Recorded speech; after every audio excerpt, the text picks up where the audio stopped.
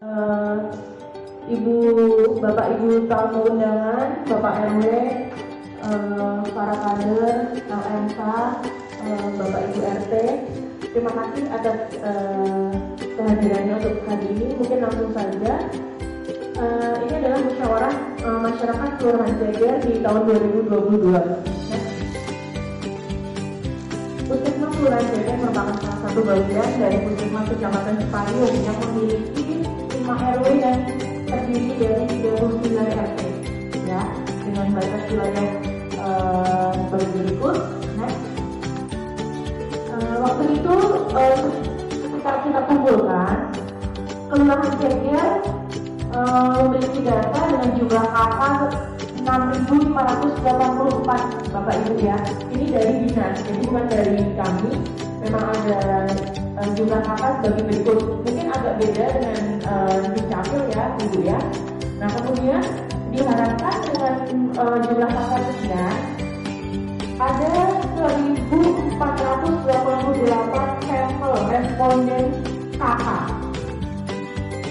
Dan di sini sudah dibagi tiap RW-nya, dan alhamdulillah Puskesmas Kelurahan Ceger bisa mendapatkan sejumlah responden sebanyak 1.579 kakak yang terdiri dari 4.589 jiwa. Jadi tercapai ya Bapak Ibu ya. Terima kasih saya haturkan atas usaha kerja keras dari semua, karena ini tidak mudah ya Bu ya. Kemarin waktu awal-awal mungkin merasa berat, tapi tidak tercapai, dan ternyata semuanya hebat. Di sini untuk Ceger lebih dari 100%. Terima kasih Bapak Ibu. Pada kuesioner di situ ada 2 pertanyaan yang meliputi pertanyaan keluarga dan pertanyaan individu. Yang pertama adalah pertanyaan keluarga. Pertama, apakah di rumah tangga melakukan pemeriksaan genetik secara teratur 1 kali per minggu? Didapatkan hasil 96% responden telah melakukan pemeriksaan genetik secara teratur, dan terdapat 4% yang tidak melakukan. Nah ini bukan salah kadernya, bukan ya Bu ya, lebih ke masing-masing rumah tangganya seperti itu. Apakah tersedia sarana air bersih di lingkungan rumah? Didapatkan hasil 100% responden telah tersedia sarana air bersih ya. Kemudian next, bila iya, apa jenis sumber airnya terlindung? Dari hasil kuesioner didapatkan 69% jenis sumber airnya dari sumber pompa, 26% sumber gali terlindung, dan ada yang menjawab PDAM ya. Apakah tersedia jamban atau WC keluarga? Didapatkan 100% tersedia jamban atau WC keluarga. Nah ini dari hasil kuesioner ya Bu ya. Nanti kalau memang dalam kenyataannya ada yang nggak punya, konfirmasi lagi mungkin ya. Bila ya, apakah terdapat septic tank? Nah dari hasil kuesioner 100% telah tersedia septic tank ya Bu ya. Apakah ada anggota rumah tangga yang pernah didiagnosis menderita gangguan jiwa berat atau dalam bahasa medis skizofrenia? Nah ternyata 99% tidak ada anggota rumah tangga yang pernah didiagnosis, tapi ada 1% yang didiagnosis terdapat anggota keluarga dengan gangguan jiwa berat ya, jadi ada 1%. Nah dari 1% tersebut yang tidak minum obat secara teratur ada 5% ya. Jadi misalnya sudah pernah didiagnosis oleh dokter bahwa orang tersebut memiliki gangguan jiwa, sedangkan harus minum obat teratur, ternyata masih ada yang tidak minum obat secara teratur. Mungkin berobat tapi tidak diminum obatnya seperti itu. Apakah kegiatan yang dilaksanakan puskesmas di masyarakat itu bermanfaat atau tidak? Misalnya vaksinasi, posyandu balita, posyandu lansia, IKTes, pemeriksaan swab. Nah, ternyata ada 1% yang menganggap tidak bermanfaat Ibu ya. Tapi 99%-nya menganggap kegiatan puskesmas bermanfaat. Oke. Apakah pelayanan posyandu seperti balita, posyandu dan lansia di wilayah Anda mudah untuk dijangkau, 98% menyatakan mudah dijangkau, dan ada 2% yang menganggap tidak mudah dijangkau. Mungkin karena letak lokasi kegiatannya jauh, seperti itu. Next. Puaskah Anda dengan layanan kesehatan di masyarakat? Nah, 100% masyarakat merasa puas dengan layanan kesehatan puskesmas. Alhamdulillah, semoga dari hati ya Bu ya. Iya. Next. Oke, kemarin ada pertanyaan terbuka Bapak Ibu.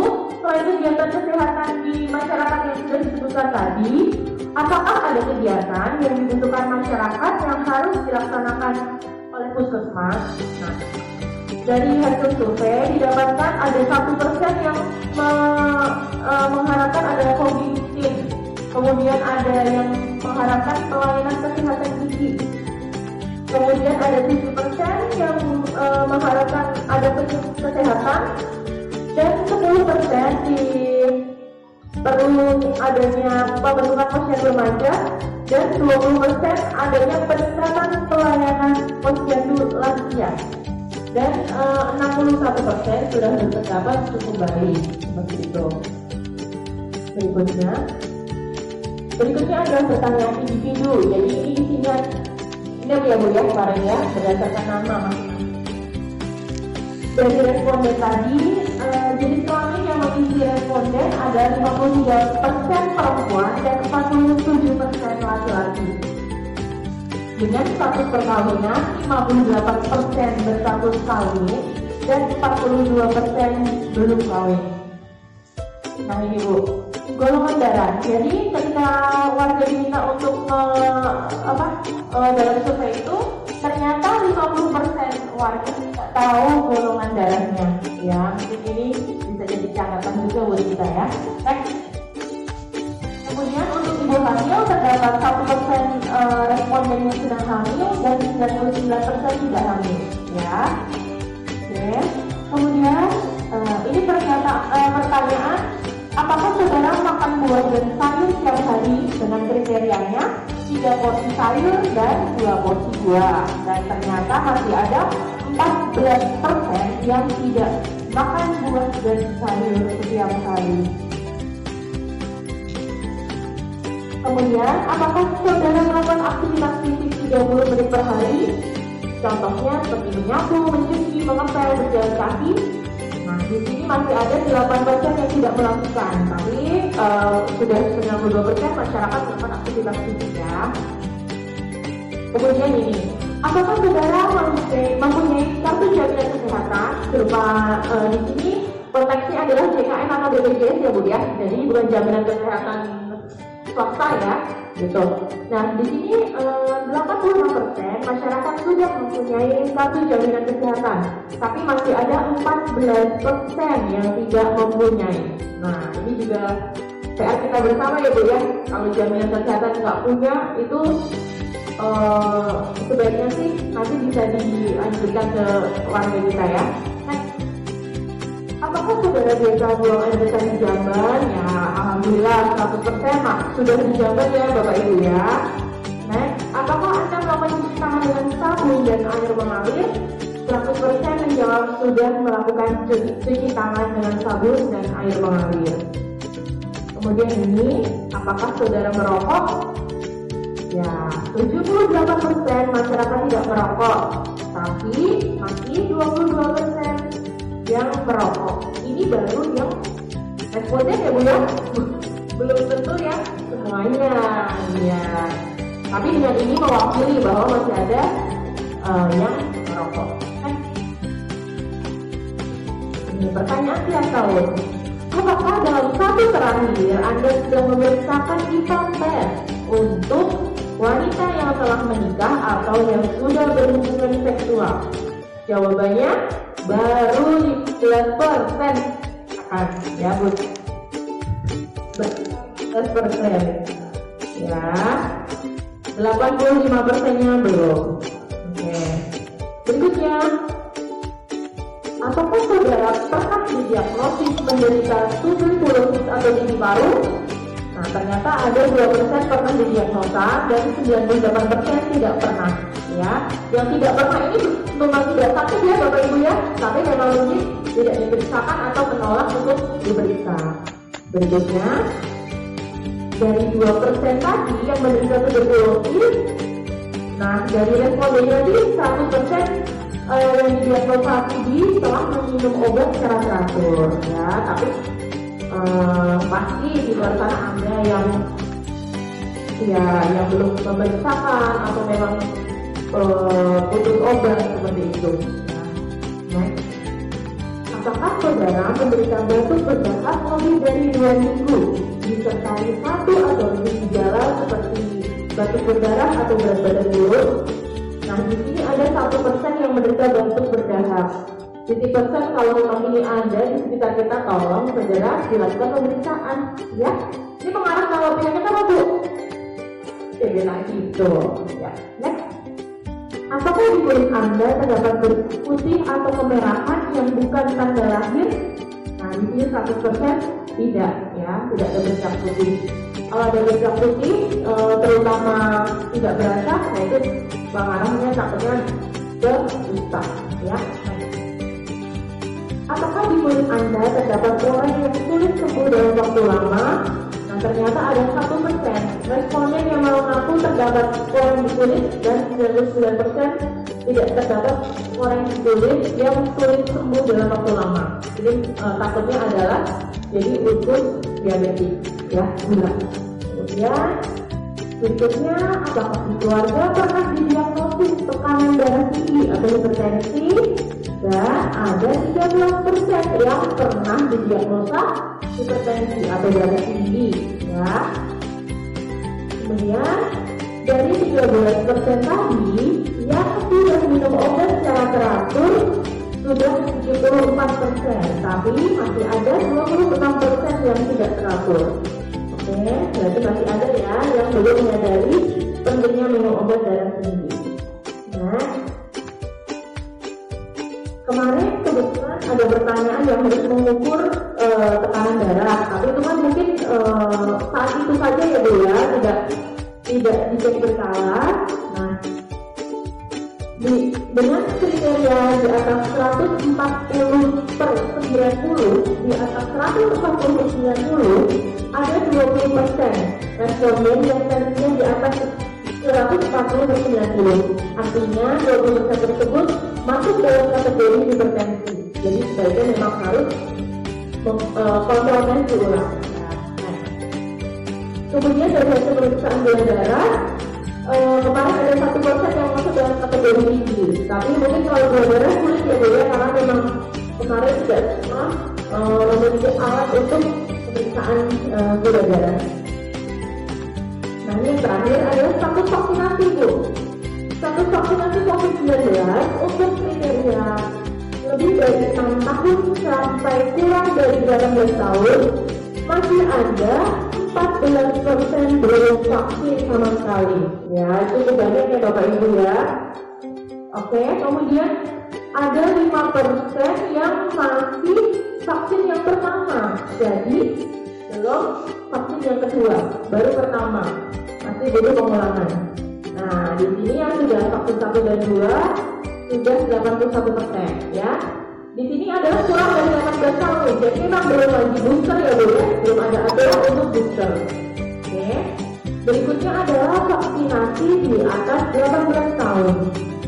Nah, ada 7% responden yang sama sekali belum vaksin, padahal di atas 18 tahun.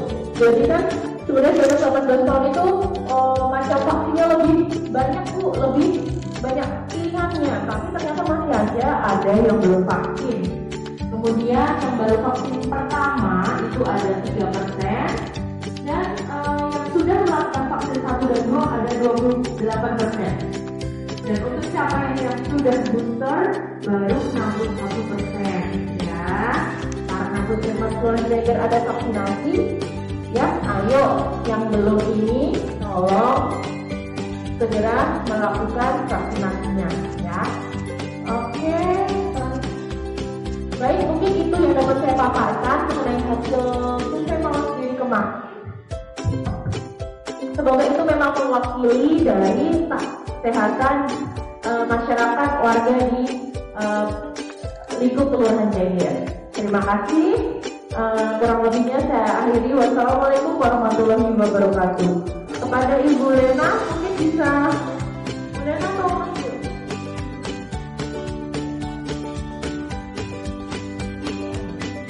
Assalamualaikum warahmatullahi wabarakatuh. Selamat sore, salam sejahtera bagi kita semua. Kalau tadi Dokter Aga memaparkan masalah-masalah yang ditemukan melalui yang kita kemarin jelaskan ya Bu ya, itu tadi hasilnya semuanya. Sekarang kita masuk ke dalam pemecahan masalah. Jadi dalam tahapan perencanaan kesehatan itu ada yang namanya kalau tadi sudah ditentukan masalahnya, lalu kita mau memprioritaskan masalah apa nih yang paling mungkin kita bisa selesaikan dalam waktu yang sudah juga diselesaikan, yang Bapak Ibu juga bisa menyelesaikannya, dan waktunya juga tidak panjang ya. Nah, ini kita mau lihat caranya adalah USG, urgensi, seriousness, growth, dan satu lagi selanjutnya ada visible. Iya. Jadi USG ini adalah salah satu alat untuk menyusun nanti prioritas masalah itu. Nanti kita lihat ya untuk menentukannya. Yang urgensi. Urgensi itu adalah seberapa urgent atau seberapa mendesaknya isu atau masalah yang kita temukan untuk bisa kita selesaikan. Dan kalau tidak, apa nih nanti akibatnya yang akan terjadi ya?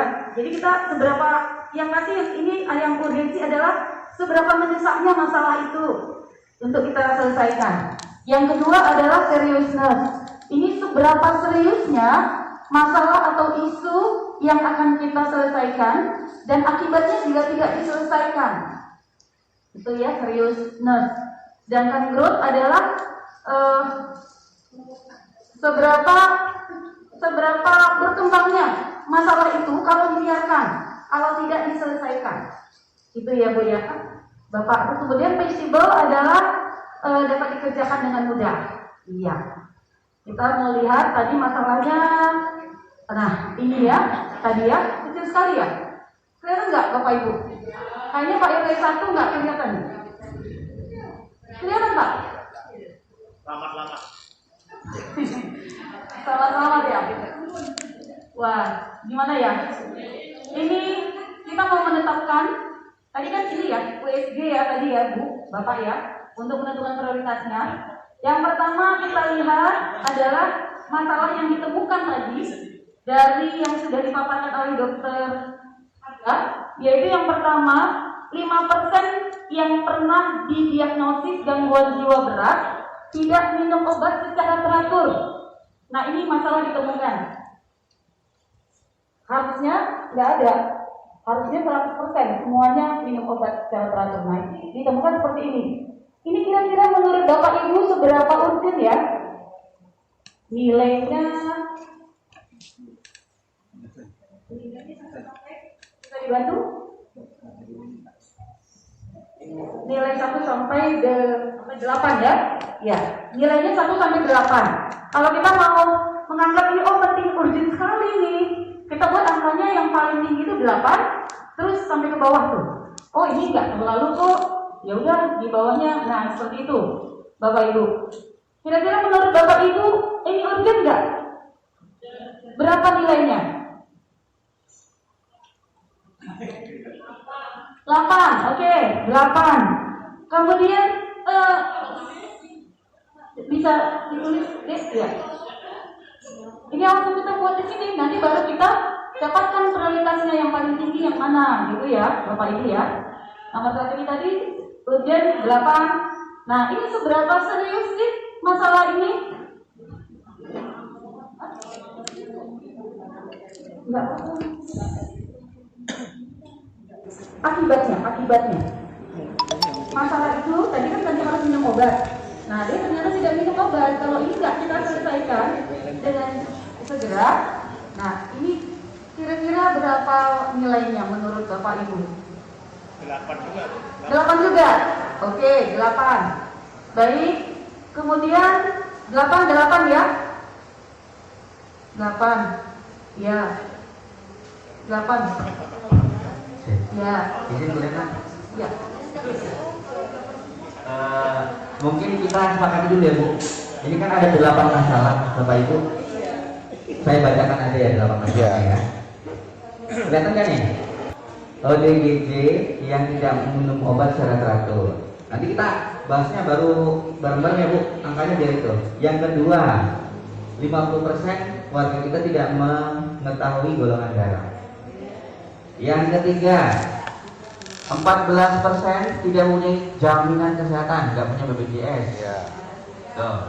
Yang keempat, 22% warga kita merokok. Yang kelima, 85% dalam 1 tahun ibu-ibu belum infak. Yang keenam, 26% diagnosa dengan hipertensi tidak terkontrol ya, tidak minum obat secara teratur. Nomor 7, hipertensi nomor 6 Bu. Tekanan darah tinggi. Ya, 26% tadi ya. Ya. Nomor 7, apa nih? Belum vaksin, intinya gitulah ya. Yang ke-8, 20% mengharapkan adanya peningkatan pelayanan posyandu lansia. Nah, dari 8 ini kita coret 3 dulu deh, biar nggak pusing mikirnya. Ya. Yang menurut Ibu dari 8 ini yang nggak masalah nih di wilayah saya. Posyandu lansia itu kan pasti ada. Pasti ada. Tuh, coret. Untuk peningkatan posyandu, coret Pak. Ya, iyalah kan sudah ada. Sudah ada. Kan nggak ada masalah. Ini bersama-sama ya, setuju? Kita coret tadi semua ya. 3 ya Pak. Oke, yang kedua, hapus. Nanti kita sampai sore gak kelar-kelar kalau 8 ini kita kerjain semua. Apalagi? Golongan darah. Ya itu penting itu. Karena bayar soalnya. Orang kan nggak mampu itu. Nah, buat gratis. Golongan darah bisa puskesmas kan? Gratis. Coret aja, coret. Bisa gratis itu Bu. Golongan darah gratis. Kecamatan. Malas dia ke sana. Ongkos nggak ada. Kita coret dulu, apa kita mau prioritasin dulu? Kalau saran saya, pendapat saya sih untuk golongan darah sementara di hold dulu. dicoret dulu. Oh, dicoret dulu. Dicoret dulu. Karena dari 7 ini kan lebih penting daripada yang salah satu golongan darah. Golongan darah ada solusi bila mana nanti para pasien atau warga ini mau ke kecamatan gitu. Jadi ada solusinya. Oke. Ada solusinya. Tapi nggak gratis juga. Bapak Ibu, Gratis kan? enggak. Enggak gratis lah. Oh. Kecuali kita cari sponsor. Ini saya tidak prioritasin dulu karena kenapa? Nanti Bapak Ibu bingung. 8 itu banyak. Nanti setelah 4 kategori itu ditambahkan, pasti nanti ada angka yang sama dan segala macam. Dan nanti kita harus menggali kenapa ini masalah. Faktor perilakunya apa, non perilakunya apa.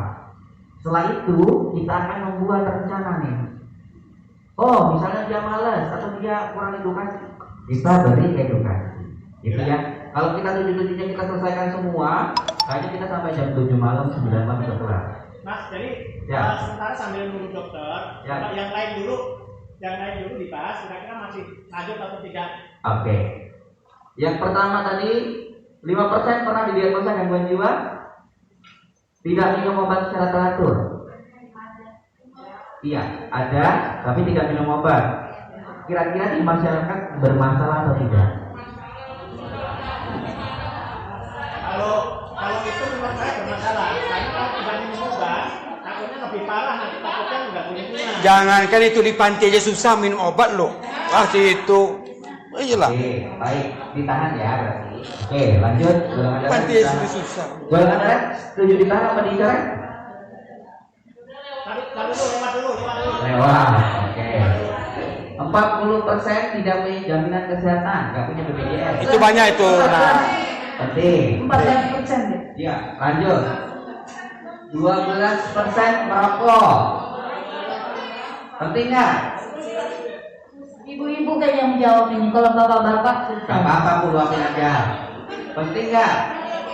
lah ibu-ibu bagaimana suaminya aja merokok punya? Lanjut. Iya. Penting ya? Ini 85% ibu-ibu tidak IVA tes selama setahun. Penting nggak? Tapi ibu nggak jawab itu. Nah, sekarang bapak yang jawab ini. Penting ya? Ya, Yang di sini ada takut. Ya. Ya. ya. Nanti kita bahas di masalah. Oke? Penting dulu nggak nih? Penting ya. Lanjut. Didiagnosa hipertensi tapi tidak minum obat. Penting? Ya, wah, ini penting semua. Yang belum vaksin, penting nggak? Ya. Ya kita beroro-oro lah. Penting. Lanjut. Udah. Udah habis. Harus Semua sore. nih tujuh-tujuhnya. Mau kita prioritaskan tujuh-tujuhnya? Sebelum saya ketok palu nih. Tok tok tok tok. Nah. Apa? Rokok tinggal aja dulu. Rokok dihapus aja lah. Dihapus aja dulu. Rokok tinggal dihapus. Seru. Ya. Ayo saudara. Bapak Ibu sudah berupaya nggak menyelesaikan supaya suaminya tidak merokok? Udah lah. Ayo. Mau nggak mencoba? Katanya nggak jajan. Karena ternyata 22% loh. Gini. Ya, Tadi ini nggak dikasih sebenarnya jajan. kita bukan mau melarang tidak merokok. Jadi nanti programnya bukan melarang tidak merokok, tapi membuat supaya tidak merokok di dalam rumah. Cuma itu. Jadi nanti kita bekerja sama mungkin sama Pak RT, Pak RW, mau buatkan satu tempat. Ini sebenarnya mudah loh Bu, menyelesaikannya. Asal jangan di rumah aja. Jadi ibu nggak tercemar dengan rokok suami atau anak atau keluarga. Tapi kita buat nanti kawasan satu kawasan yang bebas rokok. Kalau mau ini sebenarnya ada linknya, kita ada linknya. Kalau Bapak Ibu setuju kita teruskan, kalau enggak juga nggak apa-apa. Iya, saya sebenarnya Sekitar berapa tuh? 16 orang saja. Ini cerita aja ya. Dari yang diperiksa hampir 50% terindikasi. Terindikasi ya, belum tentu itu CA atau yang lain. Terindikasi. Ya. Salah satu yang paling ngeri yang kemarin, ini saya ceritakan saja, biar nanti ibuku kebuka. Ya, ini tidak menakut-nakuti, tapi ini real di lapangan yang kemarin sudah terjadi. Jadi di vagina itu ada dua saluran ya Bu di vagina. Kita kan punya ekresi ya Bu, untuk pengeluaran ada lubang anus, ada lubang vagina. Kemarin ada yang paling parah, dia itu bocor. Jadi di situ feses, di situ juga untuk vagina juga. Ya, itu saking tidak diperiksa. Kalau kita lebih awal tahu, jadi masuknya penyakit bukan dari situ juga, dari anus juga. Itu kan kotoran ya Bu. Kalau masuk lubang situ juga nanti jadi infeksi. Itu gambaran saja. Banyak juga yang sudah kayak kembang kol. Ya, ayo kembali ke laptop. kita bukan nakut-nakutin, tapi ini kenyataan di lapangan. Kalau ibu-ibu tidak periksa, nanti bahayanya akan muncul. Gitu. Ayo Ya. Ibu. Gambaran aja. Iya. Ayo gimana Ibu? Oke? Kembali ke laptop. Berarti yang pertama adalah hipertensi, setuju? Setuju? Maka tadi yang setuju hipertensi jadi masalah. Oke. Oke. Mas Ali. Seperti hipertensi. Ya. Kemudian gangguan jiwa, saya nggak minum obat teratur, yang merasa itu masalah. Ya kalau nggak minum jadi kan ngamuk nanti ya, akibatnya keluarga. Jadi siapa? Ayo dong, angkat dong tangannya. kan Ibu, ini kan ada beberapa yang mau kita ambil dulu, belum kita hitung ya. Ya, tadi pertama hipertensi, yang kedua gangguan jiwa, terus IPA tes. Oke.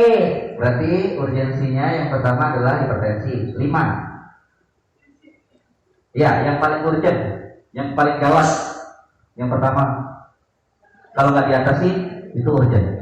Dari 5 masalah itu hipertensi benar urgent banget dibandingkan penyakit gangguan jiwa, dibandingkan IPA tes, dibandingkan BPJS dan vaksin. 5. Ayo mikir lagi, galau lagi. Ayo 1, 2, 3 yang hipertensi, angkat tangan. 1, oke. 5 Mas Ali, hipertensi 5. Yang kedua IPA tes. Berapa angkanya? 1 sampai 4 karena 5-nya udah dipakai. Enggak, hipertensi berapa? IPA tes berapa? Tadi kan 5 sudah dipakai. Ini kita urutin ya Bu, yang paling penting banget sama yang paling nggak penting banget, ya. IPA tes berapa? 1 sampai 4? 3. Ada yang lain? Iya. Kita hipertensi. Ayo. Karena kan harus ada pilihan, jadi nggak boleh semua pilih. Ya, Pilihan. betul.